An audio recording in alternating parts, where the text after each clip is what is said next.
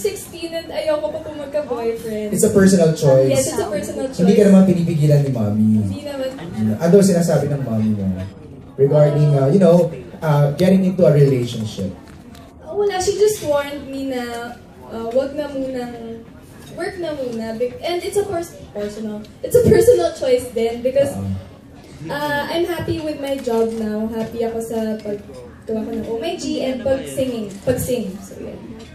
Okay. Janice, same question sa mga daughters naman niya, ganun ba? Ano yung parang mga ini-impart mo sa kanila getting into a relationship? Ano ba ini-impart ko sa kanila? Sinasabi ko na sa kanila, to think first, di ba? Na mahirap. Ano ba?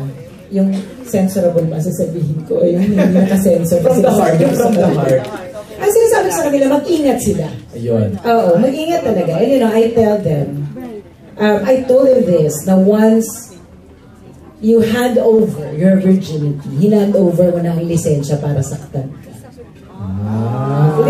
Di ba? Yun agad. Kasi totoo yun, di ba? Aminin. Oo. Yun, ganun ako. I'm very blunt with my kids kasi wala akong time magpasikot-sikot. Kailangan bigay mo na yung totoo, huwag na yung pa-sweet. May follow-up ka rin? Totoo yun kasi. Open na ba? Open ka na ba dun sa mga suitors ng mga anak mo? Or... Wala naman ako magagawa, di ba? Hindi ko naman sila maawat, di nga ako naawat ng magulang ko. Ako maawat sa kanila. Parang wala naman akong believability sa puntong yun. So, basta sinasabi ko lang na mag-ingat. Kailangan wag ibigay ang lahat. Do you discuss with these things to Jan? Oo. Oo naman. Hindi, kasi hindi naman sa akin manggagaling yung mga bagay na gano'n. Like yung kung magka-boyfriend sila. Dapat sa mga anak ko mismo manggaling ang pagsasabi sa daddy nila. Hindi ako pwedeng, hindi ko sila pwedeng pangalan. Paano ba relationship mo sa mga anak mo? Kaibigan ba? Or ano ba? Kahit kaibiganin mo sila, yun sa pagiging magkaibigan nyo, kailangan alam pa rin nila na ikaw pa rin yung nanay mo. Pero kasi if you see me with my children, if you hear us, kunyari nasa labas kami, nagkukwentuhan kami, like I said, I'm very blunt and I'm very open.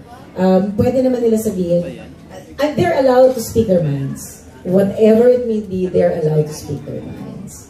Pero, pagka lumalampas sila doon sa linya, hindi nila dapat i-cross. I tell them, excuse me, nanay? Pero ang galing mo dyan, na palaki ng mga bata ng maayos at saka na hindi sa mundo. It's hard work. It's really hard work. Okay, thank you. Okay, thank you, Ray. Last 3 questions na tayo, Aaron. Yes, and then we have a question from Kuya Mario Bautista. Kuya Mario. Janela, congratulations. It seems this is going to be a very good year for you. Kasi